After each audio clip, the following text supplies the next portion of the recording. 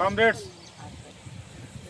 ఈరోజు శ్రీ సత్యసాయి జిల్లా కొత్త చెరువు మండలంలో ఆంధ్రప్రదేశ్ వ్యవసాయ కార్మిక సంఘం ఉపాధి కూలీల సంఘం ఈరోజు పర్యటిస్తూ పనిచేసే ప్రదేశంలో పర్యటిస్తూ ప్రధానంగా ఉపాధి కూలీలపైన సమస్యలపైన ఏవైతే గ్రామీణ ఉపాధి పథకంలో ఉన్న చట్టాలను అమలు పరచాలని చెప్పి ఈరోజు ఆంధ్రప్రదేశ్ వ్యవసాయ కార్మిక సంఘం కూలీల సంఘం మీ దగ్గరికి రావడం జరిగింది.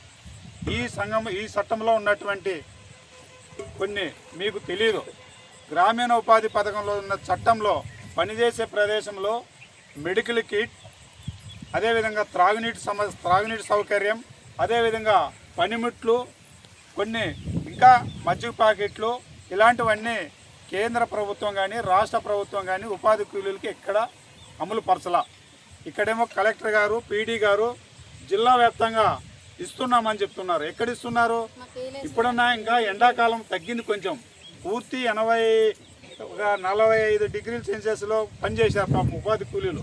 జిల్లా వ్యాప్తంగా వడదెబ్బకు అక్కడక్కడ మండలాల వ్యాప్తంగా ఒక 7-8 మంది చనిపోయారు.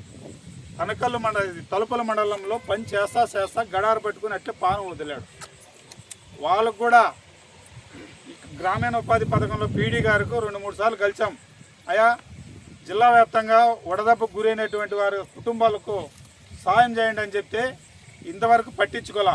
మీతో మాట్లాడిన మరో క్షణమే అక్కడ పోయి పీడీ దగ్గర పోయి కలుస్తాం. అదేవిధంగా జిల్లా వ్యాప్తంగా 2,30,000 జాబ్ కార్డులు ఉన్నారు సత్యసాయి జిల్లాలో. ప్రతి జాబ్ కార్డు హోల్డర్ ఎవరైతే ఉన్నారో, ప్రతి జాబ్ కార్డు పనిచేసే జాబ్ కార్డు హోల్డర్ ఉన్నారో వాళ్లకు 5 లక్షలు ఇన్సూరెన్స్ ఇవ్వాలి. అదేవిధంగా ఇప్పుడున్నటువంటి రేట్లో ఇప్పుడు ఎంత ఇస్తున్నామంటున్నారు? 307 రూపాయలు ఇస్తున్నాం అంటున్నారు. 307 రూపాయలకు ఈరోజు మార్కెట్లో బజారుకు పోతే ఉప్పు ఎంత, పప్పు ఎంత, సబ్బు ఎంత, నిత్యావసర సరుకులు ఎంత? మనకు 307 రూపాయలు కూడా సక్రమంగా ఇక్కడ పని చేసి కొలత సక్రమంగా వస్తేనే 307 రూపాయలు పడుతుంది. లేదంటే 200, 207, 230, 240 అట్లా పడుతుంది.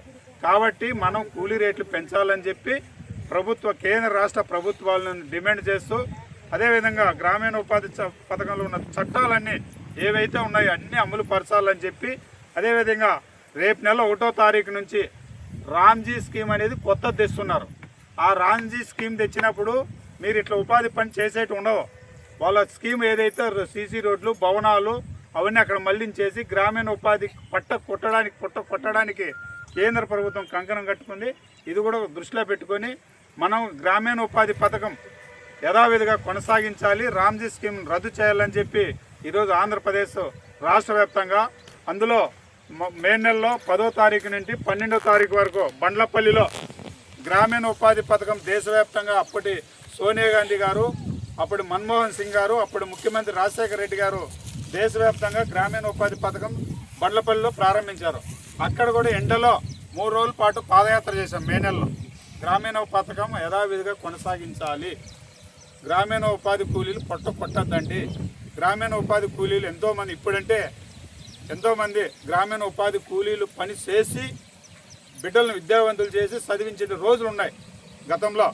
కాబట్టి ఇప్పుడు కూడా గ్రామీణ ఉపాధి పథకం యథావిధి కొనసాగించాలని చెప్పి మనం కోరుకుంటూ, లేని పక్షంలో ఈ గ్రామీణ ఉపాధి పథకంలో పని కల్పించలేక శ్రీ సత్యసాయి జిల్లా వ్యాప్తంగా ఇప్పటికే పక్క రాష్ట్రాలకు వలసపోతున్నారు. కాబట్టి యథావిధిగా కొనసాగించాలని చెప్పి పలు డిమాండ్లపైన మేము ఈరోజు ఆంధ్రప్రదేశ్ వ్యవసాయ కార్మిక సంఘం కూలీలకు గిట్టుబాటు ధర 800 కూలీ రేట్లు పెంచాలని చెప్పి, పనిదినంలో 150 రోజులు పనిదినం పెంచాలని చెప్పి కోరుకుంటూ, అదేవిధంగా ప్రతి జాబ్ కార్డు హోల్డర్కి 5 లక్షలు ఇన్సూరెన్స్ ఇవ్వాలని చెప్పి ఆంధ్రప్రదేశ్ వ్యవసాయ కార్మిక సంఘం ఈరోజు మీ ముందుకు వచ్చి మీతో కనెక్టివిటీ అయ్యి, మీకు ఏ సమస్య వచ్చినా కూడా మేము ఆంధ్రప్రదేశ్ వ్యవసాయ కార్మిక సంఘం కూలీల పక్షాన పోరాడతామని చెప్పి చెప్పుకుంటూ, ఇక్కడున్న ప్రతి కూలీలకు, ఇక్కడున్న ప్రతి ఒక్కరికి పేరు పేరున ఆంధ్రప్రదేశ్ వ్యవసాయ కార్మిక సంఘం ఉద్యమ అభినందనాలతో తెలుపుకుంటూ సెలవు తీసుకుంటున్నాం. అంటే వద్దిల్లాలేనండి. గ్రామీణ ఉపాధి కూలీల ఐక్యత,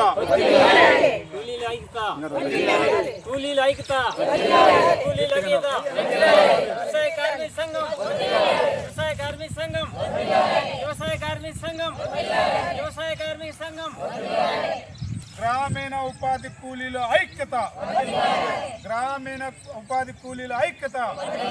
కూలీలకు సమస్యలు తీరేంత వరకు, ఉపాధి కూలీ రేట్లు పెంచేంత వరకు, ఉపాధి కూలీలకు పెండింగ్ ఉన్న బిల్లులు చెల్లించేంత వరకు, ఉపాధి కూలీలకు 800 రోజువారీ కూలీ ఇచ్చేంత వరకు, ఉపాధి కూలీకి రోజువారీ కూలీ 800 ఇచ్చేంత వరకు, ఉపాధి కూలీ జాబ్ కార్డు ప్రతి జాబ్ కార్డు 5 లక్షల ఇన్సూరెన్స్ కల్పించేంత వరకు, ఉపాధి కూలీ పనిచేసే చోట మౌలిక సదుపాయాలు కల్పించేంత వరకు గ్రామీణ ఉపాధి కూలీల ఐక్యత, గ్రామీణ ఉపాధి కూలీల ఐక్యత.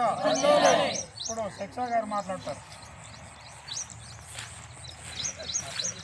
మీరు కూడా ఒకరో ఇద్దరు మాట్లాడండి. మీకు బిల్లులు పడుతున్నాయో లేదు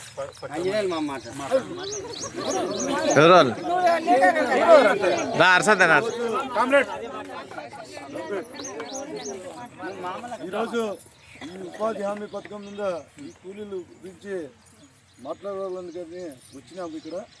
కానీ గతంలో బుక్కపట్నం మండలంలో ఒక ఆయమ్మకి గతంలో కాలు ఇరిగింటే, ఆమె ఉపాధి హామీ పథకం మీద దాని మీద కూలికి పోయింటే ఆమె కాలు ఇరిగింటే ఆ రోజు 5 లక్షల రూపాయలు ఇప్పించడం జరిగింది. మనం అందుకోసమే ఇక్కడ కూడా మీకు ఏం అపాయం ఉన్నా కూడా మేము మీకు అండగా ఉంటామని చెప్పి మీ కూలీలు అందరికీ అండగా ఉంటాము.